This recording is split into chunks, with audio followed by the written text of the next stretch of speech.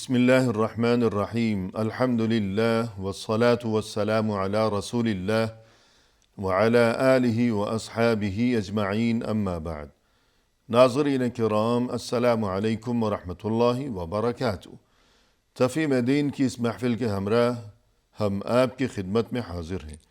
آج کی اس ملاقات میں ہمارا موضوع گفتگو ہے اختتام رمضان، یعنی حقیقت یہ ہے کہ کوئی بھی معاملہ ہو، خواہ وہ خالص کوئی دنیاوی معاملہ ہو یا دینی معاملہ ہو، دنیا کی کوئی بات ہو یا آخرت کی کوئی بات ہو، ہر معاملے میں حقیقت حال یہی ہے یقیناً کہ جو آخری لمحات ہوا کرتے ہیں، الوداعی لمحات، ان کی بہت بڑی اہمیت ہوا کرتی ہے۔ حتیٰ کہ انسان کی جو تمام زندگی ہے اس کے بھی جو آخری لمحات ہیں، جیسا کہ فرمایا رسول اللہ صلی اللہ علیہ وسلم نے، من کان آخر کلامہ لا الہ الا اللہ دخل الجنہ، جس کسی کی زبان پر اس دنیا سے رخصتی کے موقع پر اور دنیاوی زندگی کے اختتام کے موقع پر، کہ جب الوداعی سانسیں چل رہی ہوں، ایسے میں جس کی زبان پر آخری بات، آخری کلمہ لا الہ الا اللہ ہوگا، انشاءاللہ وہ جنت میں داخل ہو جائے گا۔ یہی صورتحال رمضان کے بارے میں ہمیں فکر ہونی چاہیے۔ رمضان کا اختتام بہت عمدہ ہونا چاہیے تاکہ ہمارے دلوں میں کوئی حسرت، کوئی افسوس، کوئی رنج اور صدمہ نہ رہ جائے۔ ہمارے ساتھ تشریف فرما ہے محترم مہمان جناب شیخ شہاب اللہ بہادر صاحب۔ تو آئیے ناظرین، اس سلسلے میں انہی کی زبانی مفصل رہنمائی حاصل کی جائے۔ السلام علیکم شیخ۔ وعلیکم السلام ورحمۃ اللہ وبرکاتہ۔ ہمارے پروگرام میں آپ کی تشریف آوری یقیناً ہمارے لیے انتہائی باعث مسرت ہے۔ ہم تہہ دل سے آپ کا شکریہ ادا کرتے ہیں۔ جزاکم اللہ خیر۔ بارک اللہ فیکم۔ اس سے دفاعی کے لیے ہم بھی آپ کے شکر گزار ہیں۔ نوازش۔ اختتام رمضان، اختتامی لمحات کی اہمیت، ماہ رمضان کی رخصتی کیسی ہونی چاہیے، ارشاد فرمائیے گا۔ بسم اللہ الرحمن الرحیم، الحمد للہ رب العالمین والصلاة والسلام علی سید المرسلین وعلی آلہ وصحبہ اجمعین وبعد۔ بلا شبہ انسان، جیسا کہ حدیث میں جیسے آپ نے اشارہ کیا کہ حدیث کا من کان آخر کلامہ لا الہ الا اللہ دخل الجنہ، جی، اسی طرح سے ایک حدیث میں اور بھی آیا ہوا کہ آدمی زندگی بھر کام کرتا ہے، اچھے لوگوں کا کام کرتا ہے، صحیح، لیکن آخری لمحے میں کوئی ایسا کام کر جاتا ہے جس سے وہ جہنمی بن جاتا ہے۔ جی، سبحان اور اللہ، ایسے ہی والعیاذ باللہ۔ کوئی آدمی زندگی بھر ایسے غلط کام کرتا ہے اور آخری لمحے میں وہ جنتی بن جاتا ہے۔ سبحان اللہ، پھر آپ نے کہا انما الاعمال بالخواتیم، جی، یہ ایک لمبی حدیث ہے جو بخاری شریف میں ہے کہ اعمال کا دار و مدار اس کے انتہائی نتیجے پر ہے، آخری نتیجے پر ہے۔ صحیح، جیسے ہم سناتے ہیں کہ ایک آدمی جو تھا بنی اسرائیل میں، اس نے 100 قتل کیا، جی، مرتے وقت اس کے ذہن میں تھا کہ ہم کو مومن بننا ہے، اللہ نے اس کی قدر کیا اور اس کا انجام اچھا نکلا۔ صحیح، ایسے ہی کوئی آدمی زندگی بھر اچھا کام کرے اور مرتے وقت اپنے آپ کو، جیسا کہ ایک جنگ میں ہوا جس کے بارے میں رسول نے کہا کہ یہ جتنی سخت محنت کا جہاد کر رہا ہے لیکن یہ جہنمی ہے، صحیح، اس لیے کہ اس کو چوٹیں لگیں، برداشت نہیں کرتا، اپنے آپ کو خود قتل کر لیا۔ جی، لا حول ولا صحابہ کرام نے دیکھا کہ بھئی یہ جہاد کرتا ہے تو اس کو دیکھیں، تو دیکھا تو پتہ ہے کہ ہاں اس نے اپنے آپ کو خود قتل کر لیا، اور قاتل نفس جو ہے یہ جہنمی ہوتا ہے۔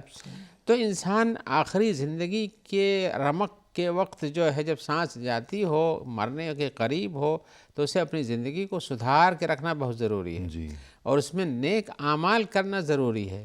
رمضان کا مہینہ بھی اس کے خواتین پر، اس کے انتہائی موقع پر انسان کو اپنے آپ کو بہت زیادہ سدھار لینا چاہیے. کہیں ایسا نہ ہو مہینے بھر کا روزہ آخر میں جا کے برباد ہو جائے. جی، مہینے بھر کی محنت کہیں ضائع نہ ہو جائے، بیکار ہو سکتی ہے. صحیح. اور اسی طرح سے جس نے کیا اچھا کام اس کو چاہیے کہ اپنی اس محنت کو برقرار رکھے جی اور اخیر میں اور زیادہ سے زیادہ کوشش کرے.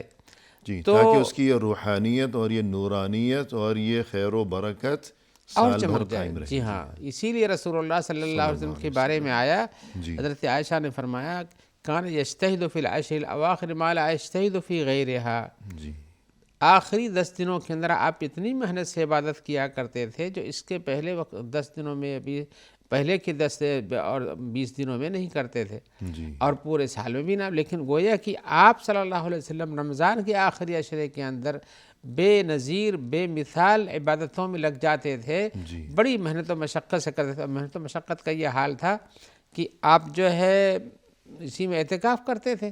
جی بعض صحابیات رسول اللہ علیہ وسلم کی بیویوں کا بھی حال ہے کہ وہ اپنے آپ کو اعتکاف میں رکھتی تو کھڑے ہو کے پڑھنے کے لیے باندھ لیتی تاکہ گر نہ پڑے سونے سے. اتنی محنت، اتنی محنت کرتی تھی. تو پھر ہمیں تو اور زیادہ محنت کرنی چاہیے. بلا شبہ کرنا چاہیے. جی تو یہ مومنوں کے لیے ایک بہترین موقع ہے. صحیح ہے جی. بہترین موقع. اس موقع سے فائدہ اٹھانا چاہیے اور اس میں ہر طرح کی عبادت کرنا چاہیے. دن ہے تو نیکیوں میں لگے رہیے، دوسروں کی مدد کیجیے، خدمت کو خیرات کیجیے، بہترین سے روزہ رکھیے اور اسی طرح سے روزے کو محفوظ رکھنے کی بھرپور کوشش کیجیے. رات آ جائے، رات کو عبادتوں میں لگ جائیے، تہجد پڑھیے، اعتکاف میں لگے رہیے یعنی آخری 10 دنوں کے اندر. تو ہر طرح کی عبادت جیسے دعا ہے، قیام اللیل ہے، تلاوت قرآن ہے، صدقہ و خیرات ہے اور اسی طرح سے اللہ پر توجہ ہے، دعائیں ہیں، غریب و مسکینوں کو کھانا کھلانا ہے. یہ سارے کام کرنا چاہیے تاکہ پوری یہ جو پورے آپ نے جو پورا وقت گزارا جس مقصد کے لیے، اس مقصد کو حاصل کرنے کے لیے اور محنت کیجیے جی بے شک. تاکہ اللہ تعالیٰ راضی ہو جائیں. اور بالخصوص اس بات کو بھی اس موقع پر ذہن نشین رکھنا چاہیے شدت کے ساتھ کہ نہ جانے آئندہ سال جب رمضان آئے گا تو دنیا تو یہی رہے گی، ہم رہیں گے زمین و آسمان سب کچھ یہی رہے گا، لیکن اللہ جانے کہ ہم رہیں گے یا نہیں رہیں گے. سوچنا جی ہاں، ایسا اگر یہ سوچ کے آدمی رہے گا جی کہ یہ ہمارا آخری موقع ہے صحیح. تو آخری موقع کو انسان گنوانا نہیں چاہتا ہے. جی اس لیے کہ اگر وہ چھوٹ گیا تو سب کچھ چھوٹ گیا بعد میں. نماز جو کہ ایک ہی دن میں بار بار آتی ہے پلٹ پلٹ کر، دن میں 5 نمازیں ہیں، جی پھر بھی رسول اللہ صلی اللہ علیہ وسلم نے یہ حکم دیا کہ صلی صلاۃ مودع. جی ہاں، ہر نماز یوں پڑھو گویا کہ یہ تمہاری آخری نماز ہے. حالانکہ ابھی چند گھنٹے بعد پھر نماز آ جائے گی، لیکن چند گھنٹوں کی بھی گویا کہ کوئی ضمانت نہیں ہے. جی ہاں، اور ایسے ہی ہے. اگلی سانس کی ضمانت نہیں ہے. نہیں ہے. تو پھر سال بھر کے بعد کون جیے گا، کون زمین کے اوپر ہوگا، کون زمین کے نیچے پہنچ چکا ہوگا، یہ تو اللہ ہی جانے. اسی لیے اسلاف کے بارے میں کہ وہ لوگ رمضان جب چلا جاتا تو اس کی باتوں قبول کرنے ہونے کے لیے دعائیں کرتے اور آنے والے رمضان کے لیے کہہ دے کہ اللہ تعالیٰ ہمیں اس تک پہنچا دینا جی تاکہ وہ بھی مل جائے. اور انسان کو سوچنا چاہیے کہ کیا یہ حقیقت نہیں ہے؟ بالکل حقیقت ہے، اٹل حقیقت ہے کہ سحر اور افطار کے موقع پر ہمارے کتنے پیارے ہمارے ساتھ ہوا کرتے تھے گزشتہ رمضان میں. جی ہاں جی ہاں، اب کہاں ہیں وہ؟ کہاں یہ چلے سب گئے؟ کے سامنے یہ حقیقت گم کھلی ہو ہوئی ہے، گئے. لیکن شیطان شاید کچھ زیادہ ہی محنت کرتا ہے ان کے ساتھ. تو اس لیے انسان کو سوچنا چاہیے کہ وہ جو گزشتہ رمضان کے موقع پر سحری میں افطاری میں ہمارے ساتھ تھے، پھر یہ کہ عید منانے میں ہمارے ساتھ تھے، آج وہ اس دنیا میں نہیں رہے، تو آئندہ رمضان تک نہ جانے ہم بھی زندہ رہیں گے یا کیا معاملہ ہوگا. لہذا یوں انسان کو چاہیے کہ یہ جو رمضان کے آخری لمحات ہیں اور یہ کہ تیزی کے ساتھ رخصت ہوتی ہوئی یہ جو رمضان کی آخری مبارک ساعات ہیں، تو ان سے خوب فائدہ اٹھا لے، استفادہ اس کر کے اندر کوئی بھی لمحہ ضائع نہیں کرنا جی چاہیے. بے شک. اور پھر یہ کہ بالخصوص ان آخری دنوں میں آخری عشرے میں لیلۃ القدر بھی ہے. جی ہاں، اور یہ لیلۃ القدر ہے اور لیلۃ القدر کی بڑی فضیلت ہے. ایک تو یہ ہے کہ قرآن مجید میں ایک سورت اسی نام سے آئی ہوئی ہے جی جس کے اندر بیان کیا گیا کہ ہم نے اس قرآن مجید کو لیلۃ القدر یعنی شب قدر میں اتارا ہے. جی قرآن مجید جیسی عظیم کتاب، اللہ کا فرمان، اللہ کا کلام اس رات میں اتارا گیا آسمان دنیا پر، اور رسول اللہ صلی اللہ علیہ وسلم کو پھر دھیرے دھیرے پہنچایا گیا۔ اسی طرح سے اس لیلۃ القدر کی کتنی اہمیت ہو گئی، بہت زیادہ۔ اس لیے پوچھا گیا وما ادراک ما لیلۃ القدر، آپ کو کیا پتہ کہ لیلۃ القدر، شب قدر کیا چیز ہے؟ پھر اللہ نے فرمایا لیلۃ القدر خیر من الف شہر، یہی ایک رات جو شب قدر کی ہوتی ہے یہ 1000 مہینے کی راتوں سے زیادہ افضل اور بہتر ہے۔ ایک رات 1000 مہینے کی راتوں سے بڑھ جائے۔ اور آگے فرمایا تنزل الملائکۃ والروح فیہا باذن ربہم من کل امر، فرشتے اور جبریل یہ سب کے سب اللہ کے حکم سے اس میں اترتے ہیں۔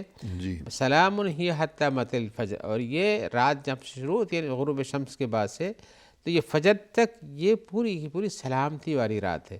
اس سلامتی کے اندر رہتے ہوئے انسان اپنے لیے سلامتی مانگے، اپنے اہل و عیال کے لیے مانگے، اپنے دنیا اور آخرت کی زندگی کے لیے مانگے، ساری سلامتیاں اس پہ رہتی ہیں، سلامتیوں کو حاصل کیا جا سکتا ہے۔ تو اس رات کی بڑی اہمیت ہے، لہذا ان 10 دنوں کی جو راتوں میں سے پائی جاتی ہے، طاق راتیں خاص طور سے، ان میں تو مزید سے مزید تر دعائیں، عبادتیں کرنے کی ضرورت ہے۔ صحیح۔ اور ہر طاق رات میں انسان یہ سوچ کر خوب زیادہ عبادت کا اہتمام کرے کہ شاید آج رات ہی لیلۃ القدر ہو، کہ ایسا نہ ہو کہ میں غافل رہ جاؤں۔ اور لیلۃ القدر کے جس کے بارے میں فرمائے کہ خیر من الف شہر، جی ہاں، کہ اس رات میں جو کوئی عبادت کر لے گویا اس کے لیے مسلسل 1000 راتوں کی عبادت سے زیادہ ثواب ہے۔ 1000 مہینے کی رات، 1000 مہینوں، جی جی ہاں، 1000 83 مہینے سال پورے ہوتے یہ ہیں۔ 83 سال بنتے ہیں۔ جی ہاں، ایک رات کی عبادت 83 سال کا فائدہ، جی بہت بڑا فائدہ ہے۔ بہت بڑا فائدہ۔ اور اسی لیے جی ہاں، اسی لیے حدیث میں آیا ہوا ہے کہ جو اس رات کو جاگتا ہے صحیح ہے، ایمان کے ساتھ اور احتساب کے ساتھ، ایمان کہتے ہیں ایمان جس پہ اللہ پر ایمان ہو پورا، اللہ کی کتابوں پر، رسولوں پر، اللہ کے فرمان پر، یعنی ایمان کو مکمل کرتے ہوئے احتساب بھی رکھے کہ ہمیں اللہ تبارک و تعالی سے اس میں بڑا اجر چاہیے، جی یعنی اس رات جاگنے کا جو فائدہ ہمیں نصیب ہو جائے، تو ایسی رات جو جاگتا ہے تو اس کے لیے پچھلے جو گناہ ہوتے ہیں یہ سب معاف کر دیے جاتے ہیں۔ سبحان اللہ۔ ایسے ہی ایک حدیث میں آیا کہ رمضان کے اندر اس ایک رات ایسی ہے جو 1000 مہینے کی راتوں سے بہتر ہے، من حرم خیرہا فقد حرم، جی یہ سنن نسائی میں ہے کہ جو اس رات کی برکات سے محروم ہو جائے تو گویا کہ حقیقی محروم تو وہی ہے۔ سبحان اللہ، اللہ کے نزدیک وہی محروم ہے۔ ہاں، اللہ نے فیصلہ صادر فرما دیا کہ جو آج کی رات یعنی شب قدر کے موقع پر جو کہ محروم رہ گیا، غافل رہ گیا، تو گویا کہ یہی وہ شخص ہے در حقیقت جو کہ محروم رہ گیا۔ اب محروم پوری زندگی سے بھی ہو سکتا ہے، محروم بہت ساری چیزوں سے بھی ہو سکتا ہے، اللہ کے یہاں خیر سے محروم ہو سکتا ہے۔ تو اس محرومیت سے بچنے کا راستہ یہ ہے کہ اس رات کو خاص طور سے آدمی اپنے اہتمام کے ساتھ جاگا کرے اور اس میں عبادتیں کرے۔ جی حضرت عائشہ کہتی ہیں کہ میں نے رسول اللہ صلی اللہ علیہ وسلم سے پوچھا کہ اگر مجھے کچھ اندازہ ہو جائے کہ آج کی رات یہی شب قدر ہے تو میں کیا کروں، کیا کہوں؟ تو آپ نے فرمایا کہ کہو انکا اللہم انکا عفو کریم تحب العفو فاعف عنی، یہ رات تمہیں مل جائے اس میں ہو تو تم اللہ سے اس میں معافی مانگو، جی اس لیے کہ انسان تو خطاؤں کا مجموعہ ہے، صحیح ہے، اس سے گناہ تو ہوتے ہی ہیں۔ حضرت آدم سے ہوئے تو توبہ کیا تو ان کی معافی ہو گئی، بنی آدم سے بھی گناہ ہوتے ہیں، آدم کی اولاد سے، انہیں بھی توبہ کرنا چاہیے، معافی مانگنا چاہیے۔ تو بلا شبہ یہ کرنا بہت ضروری ہے کہ ایسی دعائیں پڑھی جائیں جس کے ذریعے سے انسان کی معافی ہو جائے۔ سبحان اللہ، بے شک۔ ناظرین کرام، فی الحال لیتے ہیں ایک مختصر سا وقفہ، ہمارے ساتھ ہی رہیے گا۔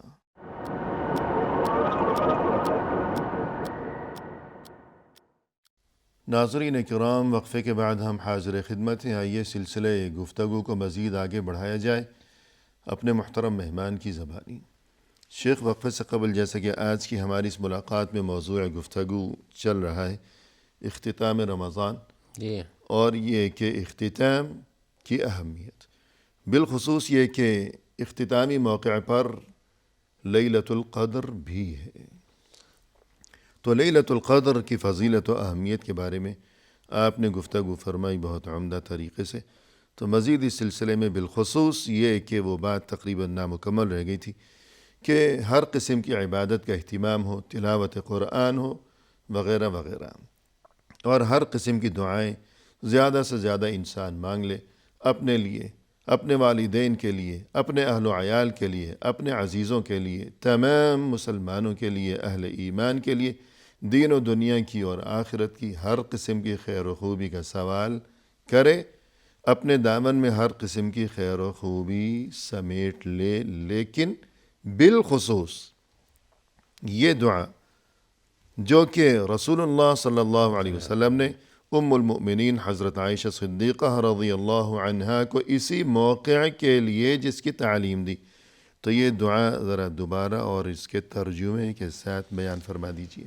جی ہاں، یہ دیکھیے اہتمام کا طریقہ یہ ہے، حضرت عائشہ پوچھتی ہیں جی کہ اگر مجھے اس رات کا اندازہ ہو جائے تو مجھے کیا کرنا چاہیے۔ یہ شدت اہتمام ہی ہے صحیح، کہ ہمیں اگر رات میں تو ہمیں کیا کرنا چاہیے، کیا نماز پڑھنا چاہیے، تو کہا کہ خاص طور سے اس دعا کا بھی اہتمام کو سب کچھ کام کرو۔ جی اور میں یہاں یہ کہتے جاؤں کہ بہت سے لوگ ہیں جو ہم نے اس سے پہلے بیان کیا کہ رمضان اور قرآن یہ دونوں جڑے ہوئے ہیں، اسی رات میں قرآن مجید اتارا گیا، اس کے باوجود بھی کتنے ایسے محروم القسمت ہیں جو رمضان میں بھی قرآن کو ختم نہیں کر پاتے ہیں، لا حول ولا قوة۔ جبکہ رسول اللہ صلی اللہ علیہ وسلم جن کے اوپر قرآن اتارا گیا، حضرت جبریل کے ساتھ اس کا 2 بار دور کرتے کیا، ہیں۔ جی ہاں، سبحان اللہ۔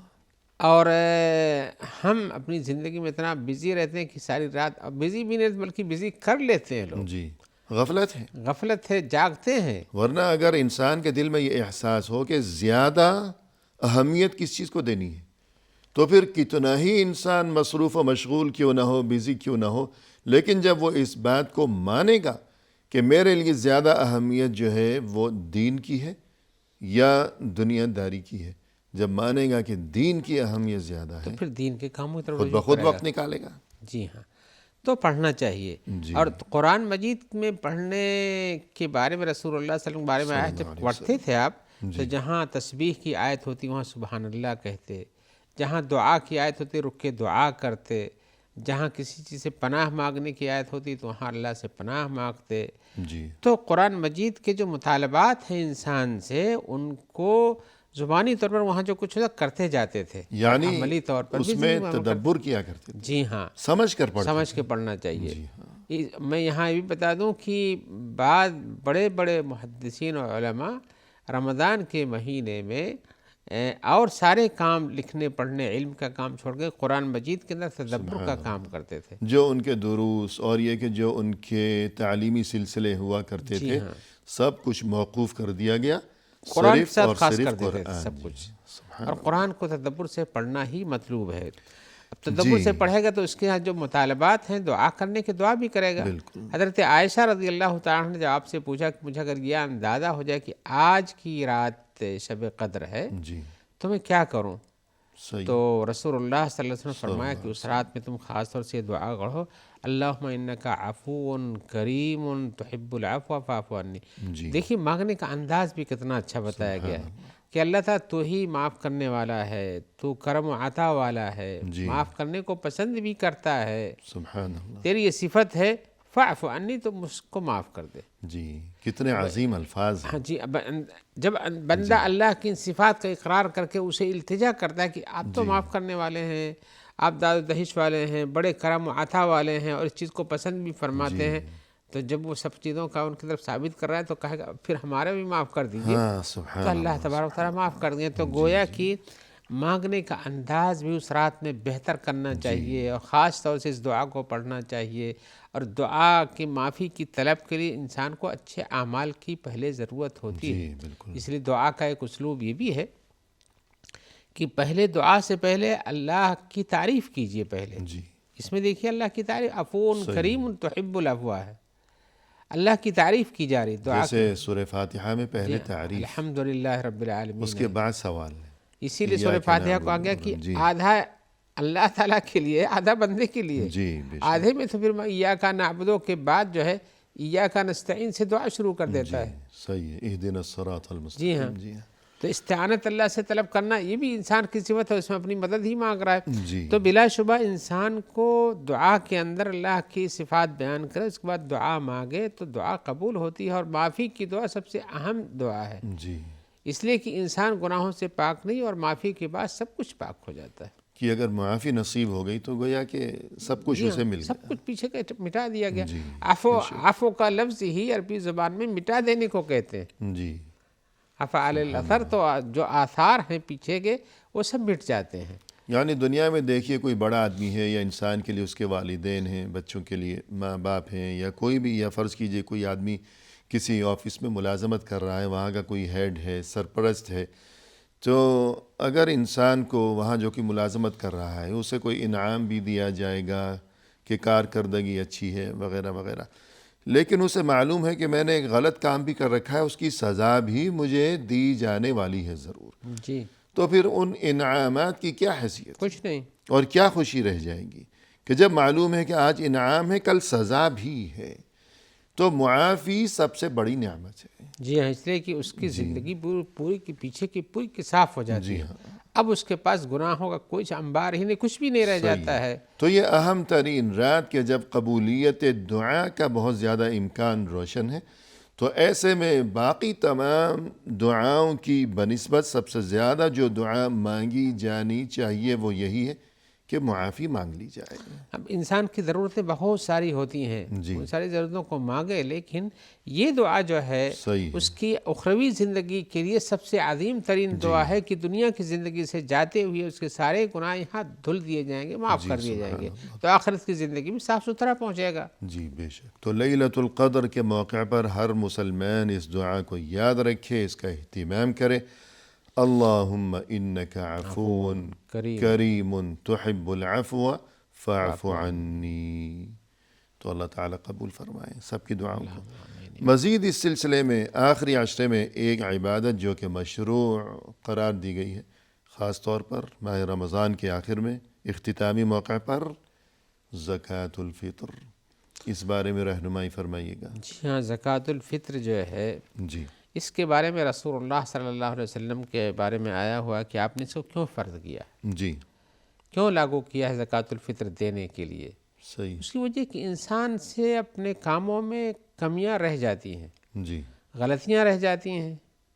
اب ان غلطیوں کی بھرپائی کرنے کے لیے اس کو مزید کچھ کام کرنے یا اس کی طرف سے کچھ فدیہ دینے کی ضرورت ہے. جی تلافی کے لیے. تلافی کے لیے. جی تو ان تلافی معافات کے لیے زکوٰۃ الفطر رسول اللہ صلی اللہ علیہ وسلم نے کیے. جیسے کہ نماز میں اندر جو غلطیاں کمی رہ جاتی ہے اس کے لیے نفل نمازیں کام آتی ہیں، صحیح.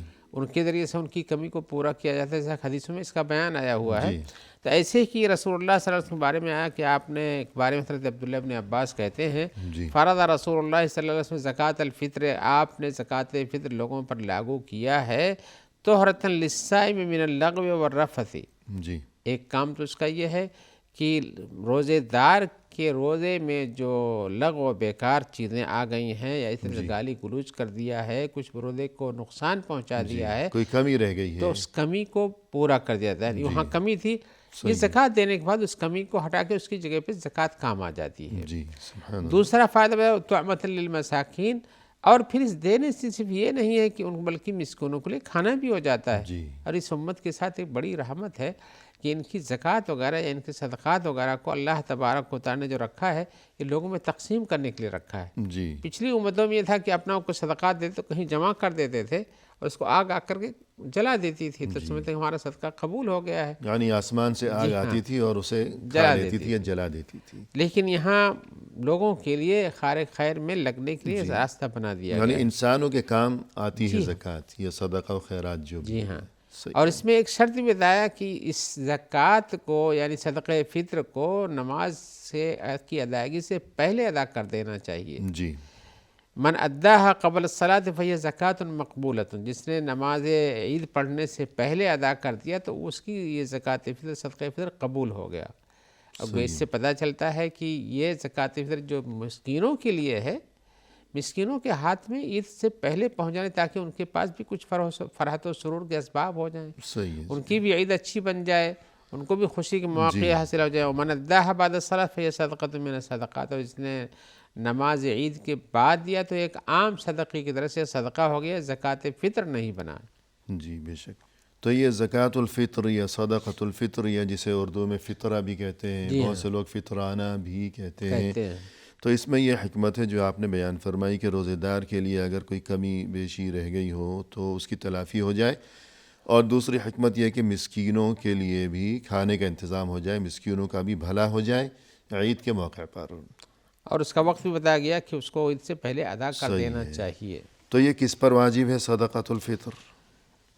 کوئی بھی اسلامی کام ہوتا ہے عبادت کا جی تو اس میں پہلی شرط ہوتی ہے کہ مسلمان ہونا چاہیے۔ جی صحیح ہے۔ تو اسلامی کام مسلمان پر ہے، اور مسلمان آزاد ہونا چاہیے۔ اس میں ایک شرط ہے کہ آزاد ہونا چاہیے۔ غلام جیسے پہلے تھا، غلام ہوتے تو غلاموں کا خرچہ ان کے مالکوں پہ ہوتا تھا، تو آزاد ہونا چاہیے۔ اس طرح سے مالک ہونا چاہیے اتنے مقدار کا جو ایک سا کے برابر ہو۔ جی صحیح ہے۔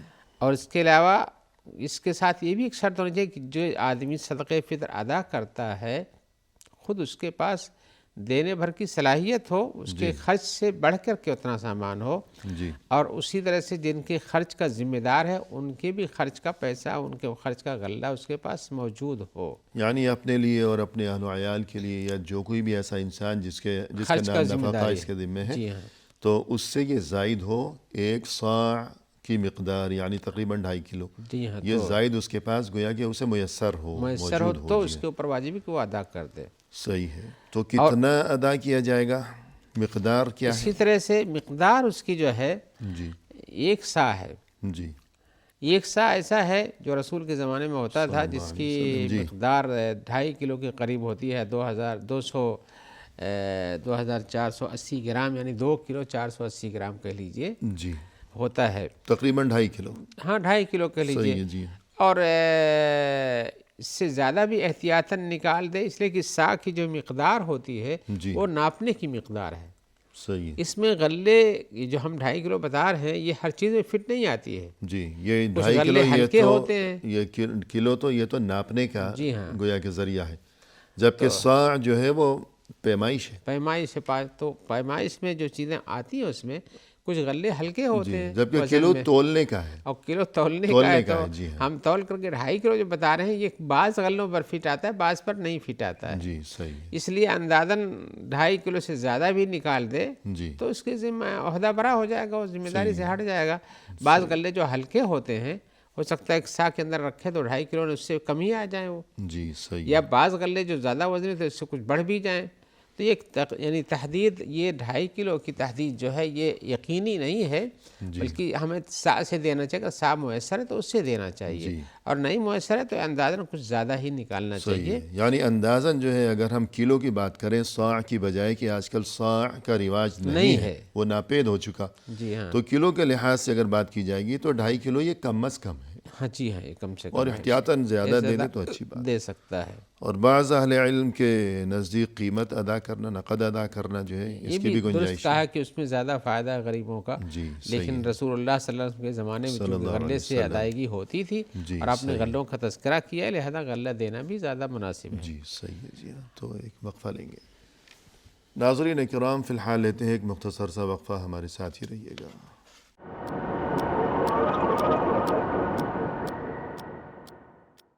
محترم ناظرین، وقفے کے بعد ہم حاضر خدمت ہیں۔ آئیے سلسلہ گفتگو کو پائے تکمیل تک پہنچایا جائے اپنے محترم مہمان کی زبانی۔ شیخ، وقفے سے قبل جیسا کہ آج کی ہماری اس ملاقات میں موضوع گفتگو ہے اختتام رمضان،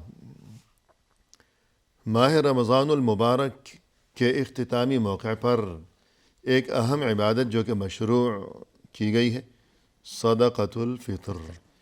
تو اس کے بارے میں آپ گفتگو فرما رہے تھے وقفے سے قبل، تو گفتگو یہ کی گئی کہ اس کی مقدار، صدقۃ الفطر کی مقدار کم از کم 2.5 کلو، احتیاطاً کوئی زیادہ ادا کرے تو مزید اچھی بات ہے۔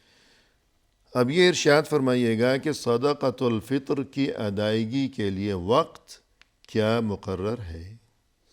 جی ہاں، صدقۃ الفطر گویا کہ روزے کا ایک آخری ٹکڑا ہے جو روزے سے متعلق ہے۔ جی روزہ نہیں ہے لیکن روزے ہی کی صحت اور کمی تکمیل کے لیے ہوتا ہے، جی تو اس کے وقت کی ادائیگی عید سے پہلے ہے۔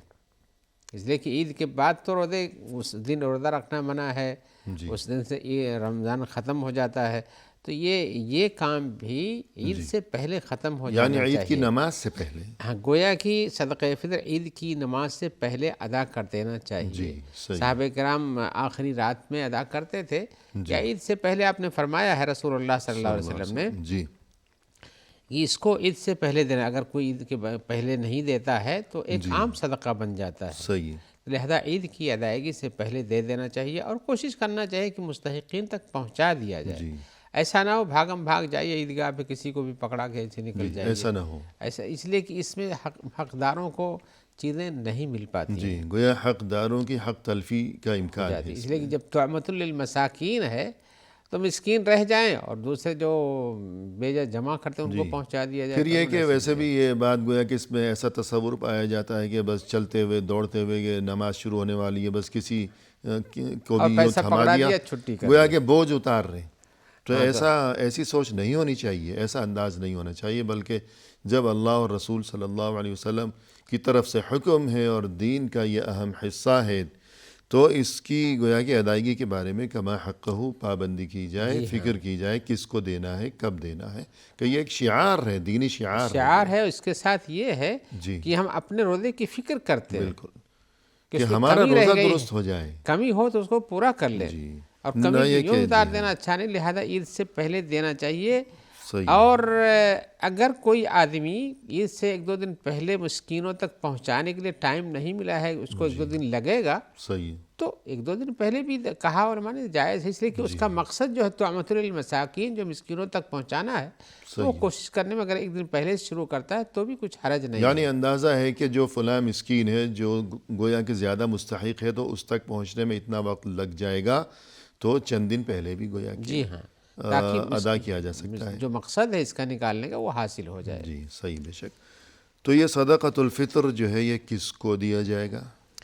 اب وہ حدیث میں آیا طعمۃ للمساکین واضح ہے جی ہاں کہ مسکینوں کو دیا جائے گا، لہذا ایسے لوگ جو کہ مسکین کے حکم میں آتے ہیں، جی فقراء ہیں، مساکین ہیں، جن کے پاس، مسکین فقیر اس کو کہتے ہیں، بس کھانے پینے کا نہ ہو، صحیح اور یہ کھانے پینے کا نہ ہونے کا مفہوم یہ ہے، یا مسکین ہونے کا لفظ یہ ہے، ہر زمانے کے حالات کے حساب سے اس کا مفہوم بدل بھی جاتا ہے۔ جی بے شک کچھ جگہوں پر ایسے ہیں جن کے پاس کھانے ہی کیا نہیں کچھ ہوتا ہے، صبح کو کھایا شام کے لیے نہیں، شام کو کھایا صبح کے لیے نہیں، اور اب دنیا میں ایسی جگہیں پائی جاتی ہیں۔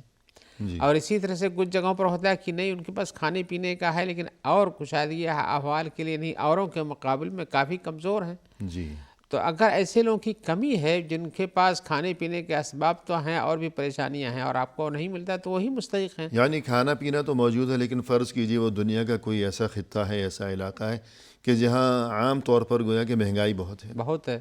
کہ دیگر ضروریات کے لیے گویا کہ بہت زیادہ روپیہ پیسہ خرچ کرنے کی نوبت آتی ہے، تو صرف کھانے پینے سے ہی گویا کہ وہ خوشحال قرار نہیں دیے جائیں گے، کھانا پینا ہونے کے باوجود گویا کہ وہ مسکین ہی ہیں۔ جی ہاں، مسکینیت کا معیار الگ اطلاق الگ جو ہے جی بالکل حالات اور زمانے اور جگہوں کے حساب سے بدل جاتا ہے۔ جی ہاں بے شک۔ تو گویا کہ یہ مسکین کو دیا جائے گا صدقۃ الفطر، اور اس میں حکمت کیا ہے؟ حکمت یہ ہے کہ ایسے لوگوں کو جو فقیر ہیں، مسکین ہیں، ان تک بھی رمضان کا فائدہ پہنچنا چاہیے، ان کو بھی خوشیاں حاصل ہونا چاہیے۔ جی روزے داروں کے لیے، وہ بھی روزہ رکھتے ہیں، روزے داروں کے لیے رسول اللہ نے فرمایا کہ روزے داروں کو دو خوشیاں ہوتی ہیں، ایک تو جب افطاری کرتے ہیں، اور ایک جب ان کو اللہ کی طرف سے اجر ملے گا رمضان کے آخر میں، جی تو اس خوشی میں ان کو بھی شریک کرنا چاہیے کہ بھائی ان کے لیے اللہ اس رمضان کی مناسبت سے ان کے لیے اور بھی اسباب معیشت اکٹھا ہو جاتے ہیں۔ جی، اور یہ کہ عید کی خوشی میں بھی وہ بھی شریک ہو جاتے ہیں۔ عید کی خوشی منا لیں۔ جی ہاں، تو جب عید کا تذکرہ ہوگا کہ مسکین کو رمضان کے آخر میں گویا کہ صدقۃ الفطر اس کے حوالے کیا گیا ہے، اور اس کی جو حکمتیں ہیں، تو ان میں سے ایک اہم حکمت یہ بھی ہے کہ مسکین بھی عید کی خوشی منا سکے۔ تو جب عید کا تذکرہ ہوگا تو عید الفطر کے بارے میں کچھ ارشاد فرمائیے گا۔ جی ہاں، عید الفطر رسول اللہ صلی اللہ علیہ وسلم نے فرمایا اپنی ایک حدیث میں کہ ہر قوم کے لیے کہ عید ہوتی ہے، یعنی خوشی کا تہوار ہوتا ہے، جی اور یہ ہماری عید ہے۔ یعنی آپ نے دو عیدیں بتائی ہیں، ایک عید الفطر اور ایک عید الاضحیٰ۔ قربانی والی عید جو 10 ذی الحجہ کو ہوتی ہے، جی اور یہ عید الفطر جو شوال کی پہلی تاریخ کو ہوتی ہے، یعنی رمضان کا مہینہ ختم ہونے کے بعد شوال کی پہلی تاریخ کو ہوتی صحیح ہے کہ اس کا نام ہی فطر ہے، جی ہاں، یعنی روزہ کشائی. جی ختم ہو گیا، روزہ ختم ہوا، اب روزہ کھل گیا ہے. صحیح ہے. جس طرح رمضان کے دوران ہر شام گویا کہ افطار ہوا کرتا تھا، روزہ کشائی ہے. جی ہاں، تو مہینے بھر کے آخر میں گویا کہ یہ روزہ کشائی ہے، مکمل روزہ کشائی ہو. جی ہاں، مہینے بھر کا یہ افطار ہے، یہ فطر ہے. جی ہاں، جبکہ یہاں ایک چیز بتاتے چلوں کہ عید کے دن روزہ رکھنا رسول اللہ صلی اللہ علیہ وسلم نے منع فرمایا ہے تاکہ اس خوشی میں سب شریک ہوں. جی گویا کہ شام کو جب مغرب ہوئی ہے تو جیسے رمضان کے دوران اس وقت انسان اب پھر روزہ رکھ کے بیٹھ جائے، اس کی اجازت نہیں ہے. ہاں، تو اسی طرح یہ کہ جب رمضان کا مہینہ مکمل ہو چکا تو جو عید کا دن ہے یہ فطر کا دن ہے، روزہ کشائی کا وہ دن ہے. عبادت یہی ہے کہ آپ اس دن روزہ نہ رکھیں. جی بالکل، روزہ رکھ کے عبادت نہ بنائیں کہ ہم آج بھی روزہ ہے عبادت کریں گے، ایسا تو نہیں. یہ نہ سوچے کہ روزہ تو ثواب ہی ثواب ہاں، ہے لیکن تو ایسا ایک دن ہم اور رکھ لیں، ثواب بڑھا لیں، ایسی بات نہیں ہے. بلکہ وہ رسول اللہ صلی اللہ علیہ وسلم کی مخالفت ہو جائے گی. آپ نے کہا کہ نہیں رکھو اور آدمی رکھتا ہے تو اس کو ثواب کیا، اس کو تو عقاب ملنا چاہیے. تو مسلمان کے تو معنی ہی یہی ہیں کہ وَمَنْ أَحْسَنُ دِينًا مِّمَّنْ أَسْلَمَ وَجْهَهُ لِلَّهِ وَهُوَ مُحْسِنٌ. سر تسلیم خم، جہاں جو حکم آیا سر تسلیم خم کر دیا بغیر کسی حیل و حجت کے. سمجھ میں آیا یا نہیں آیا، جو حکم ہے انسان فوراً اپنا سر جھکائے، حکم کی تعمیل کی فکر کرے. جب یہ حکم دیا گیا کھانا پینا بند تو فوری بند ہو گیا. جب یہ حکم آیا کہ کھاؤ اور پیو، کلو واشربو، عید کی خوشی مناؤ، دوسروں کو بھی کھلاؤ، خود بھی کھلاؤ، اور یہ کہ اللہ کا شکر ادا کرو. تو جب حکم آ گیا کھاؤ پیو تو پھر کھانے پینے کا دن ہے، نہ یہ کہ روزہ رکھنے کا. جی ہاں، آپ نے کہا اور اللہ کا شکر ادا کرو. جی اس کے ساتھ اب اس شکر کا مفہوم میں سمجھا دوں تھوڑا سا. اس شکر کا مفہوم یہ ہے کہ آپ عبادت مزید انداز میں جو آپ کے پاس کچھ پایا جاتا ہے اس میں کرو. ایسا نہ ہو کہ اس سے آپ کے پاس مال ہے، کھانے پینے کی فراوانی ہے تو اس کو لے جاؤ غلط راستے میں خرچہ کرو، ایسی غلط جگہوں پہ ٹہلنے جاؤ، وہاں جا کے خوشی مناؤ، یا لا کے شراب و کباب کی محفلیں سجا لو. یعنی عید کے دن خوشی اس انداز میں مت مناؤ کہ اپنی گزشتہ رمضان کی ساری عبادت کو ضائع کر ڈالو. ایسا نہ کرو، بلکہ اس عبادت کو بھی دیکھیے. رسول اللہ صلی اللہ علیہ وسلم نے خوشی کا دن بتایا اور اس دن کے لیے کیا کہا، نماز پڑھو جا کر کے پہلے. صحیح ہے، شکرانہ کہیے، عیدانہ کہیے، عید کی نماز کہیے، یہ متعین کیا. روزہ رکھو نہیں رکھو، کھانا کھاؤ، اور اسی طرح سے صبح میں کچھ میٹھی چیزیں کھا کر جاؤ. جیسے کھجور کھا کے جاتے تھے رسول اللہ، نہ ملے تو پانی ہی صحیح افطاری کر کے جاؤ. جی ایسا نہیں کہ صبح سے ہی عید پڑھنے تک آدمی بھوکا رہ جائے. اس کو بھوک اپنا ختم کر دینا چاہیے، کچھ کھا پی کے جانا چاہیے. اور پھر اس میں بھی اس دن میں خاص طور سے تکبیر کرنا چاہیے، تحلیل کرنا چاہیے، اللہ اکبر پڑھنا چاہیے، جو عید کے لیے تکبیریں ہوتی ہیں. اور اسی طرح سے اپنے روزوں کے حساب سے جو اس کا انجام خیر تھا، اس انجام خیر کا اظہار ہونا چاہیے. جی صحیح ہے، خوشی کا اظہار کہ آپ نے روزہ رکھا، اللہ تعالیٰ آپ کو اس کا بدلہ دیں گے. اور اللہ تعالیٰ بندوں کی اس خوشی کو پورا بھی کرتے ہیں. اور عید کی نماز میں جب اکٹھا ہوتے ہیں تو کہتے ہیں بے میرے بندے کہاں آئے ہوئے ہیں، کیا چاہتے ہیں. تو فرشتے کہتے ہیں کہ آپ بہتر جانتے ہیں کہاں یہ آئے ہوئے ہیں تاکہ ہم سے اپنی رضا کو ہماری رضا کو حاصل کر سکیں. اور اللہ کی رضامندی یہ سب سے بڑا اجر و ثواب ہے اللہ کی طرف سے. سبحان اللہ. تو اللہ تعالیٰ اپنی رضامندی ان کے لیے دے دیتے ہیں. ایسے ہی جب میدان عرفات میں ہوتے ہیں تب ان کے لیے ہوتا ہے. یہاں دعا عید میں اکٹھا ہوتے ہیں تو ہونا چاہیے. اور اللہ کی اس نعمت کو جو خوشی کا دیا ہوا اس سے خوش ہونا چاہیے لوگوں کو. خوش ہونا چاہیے، لیکن خوشی کا یہ مفہوم نہیں ہونا چاہیے کہ خوشی کو غلط کاموں میں خرچ کر دیں. صحیح. تکبیر کریں، تحلیل کریں، تسبیح کریں، جیسے 2 رکعت نماز پڑھنے کا حکم ہے، خطبہ سننا چاہیے. اور پھر آ کے اپنے قرابت داروں سے ملنا چاہیے. جب یہ خوشی اللہ ہی کے حکم کی وجہ سے منائی جا رہی ہے کہ اللہ نے حکم دیا ہے کہ آج خوشی مناؤ، تو پھر انسان ایسی خوشی کیوں منائے کہ جس میں اللہ کی ناراضگی ہو. جی ہاں، کہ خوشی منائی جا رہی ہے خود اللہ کے حکم کی تعمیل میں، اللہ کے حکم کو مانتے ہوئے، اس پر عمل کرتے ہوئے. تو پھر انسان اس خوشی کے موقع پر ایسی حرکتیں کرنے لگے کہ جن سے اللہ ناراض ہو، تو یہ کوئی دانش مندی کی بات نہیں. اور حقیقت یہ ہے کہ جب روزے کا مقصود تقویٰ پیدا ہونا تھا تو اس تقوی کے پیدا ہونے کے ساتھ اپنے سارے علاقات کو لوگوں سے، اللہ کے بندوں کے ساتھ صحیح کر لینا چاہیے. کسی سے جھگڑا ہے اس سے مل لیجئے، اسے معافی تلافی کر لیجئے، اپنے والدین سے ملیے، اپنے بھائیوں سے ملیے، اپنے رشتہ داروں سے ملیے، ان کی خوشی میں شریک ہوئیے، جی، ان کے ساتھ اپنی خوشی کو بانٹیے، یہ سب مقصود ہوتا ہے۔ اور یہ کہ مبارکباد پیش جی کیجیے۔ ہاں، اسی کا نتیجہ کہ مبارکباد کہیے، صحیح ہے، تقبل اللہ منا و منکم کہیے، یا عید مبارک کہیے، جیسا کہ جی لوگ یہاں ہو، تو یہ سب کام کرنا چاہیے جو کہ مناسب کام ہیں۔ جی، اور یہ کہ جو آپس کے تعلقات کی خوشگواری ہے، یہ تو زندگی بھر، سال بھر، بلکہ زندگی بھر اس کی بہت زیادہ دین اسلام میں تاکید کی گئی ہے کہ فاتقوا اللہ واصلحوا ذات بینکم، اللہ سے ڈرو اور اپنے آپس کے تعلقات کو ہمیشہ خوشگوار ہی رکھا کرو۔ تو پھر عید کا جو موقع ہے، ایسا موقع، خوشی کا موقع، خوشی کے موقع پر اگر رنجش ہے، ناراضگی ہے، تو یہ نہ صرف یہ کہ بہت بری بات ہے اور یہ عید کے تقاضوں کے خلاف ہے، بلکہ مزید اس میں ایک بہت بڑا اندیشہ بھی چھپا ہوا ہے۔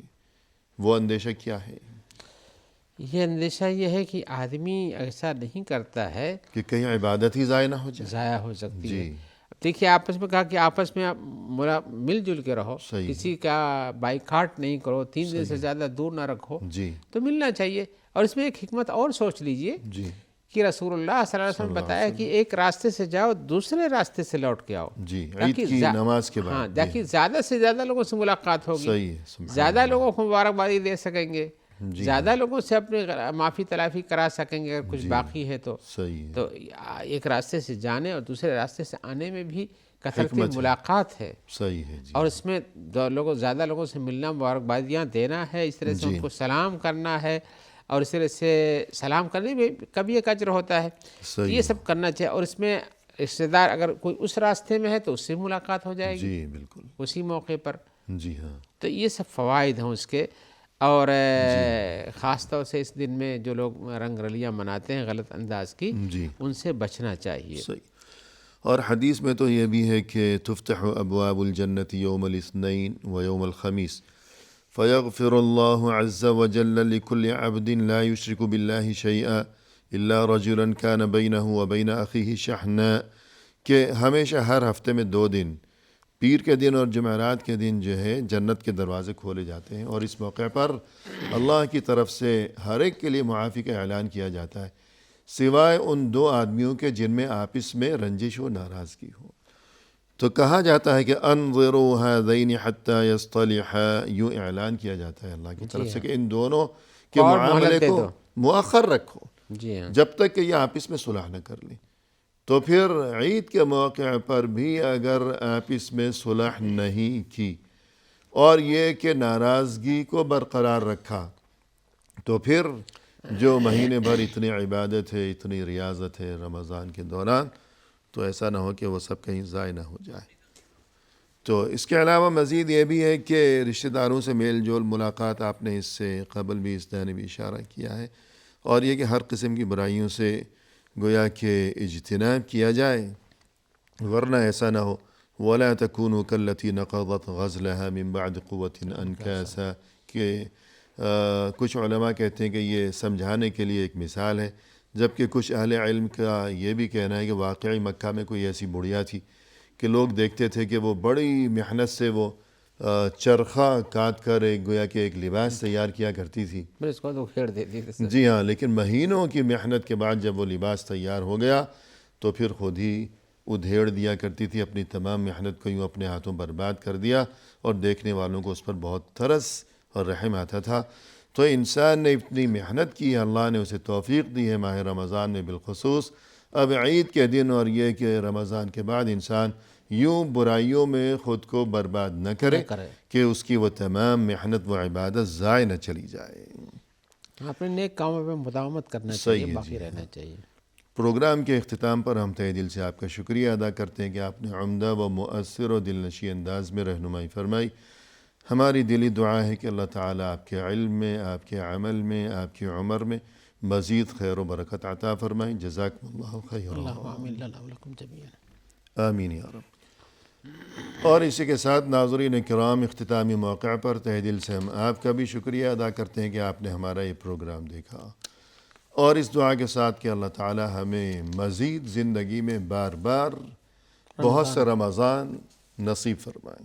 آمین اور یہ کہ اللہ تعالی ہماری تمام عبادات کو اپنی بارگاہ میں شرف قبولیت سے نوازیں۔ آمین یا رب۔ مزید یہ کہ اس موقع پر ہماری جانب سے اور یہ کہ شارجہ ٹی وی کی جانب سے اور یہ کہ ان تمام حضرات کی جانب سے کہ پس پردہ رہتے ہوئے جن کی کوششیں شامل ہیں اس پروگرام تو آپ تک پہنچانے کے معاملے میں، تو سبھی کی جانب سے عید مبارک۔ آپ سبھی کو، اور یہ کہ جو کوئی تمام اہل ایمان وہ دنیا کے جس کونے میں ہیں جہاں جہاں بھی ہیں سبھی کو دلی عید مبارک۔ ہماری طرف سے بھی جی ہمارے ساتھی کی جانب سے بھی دلی عید مبارک۔ فی امان اللہ وآخر دعوانا ان الحمد للہ رب العالمین۔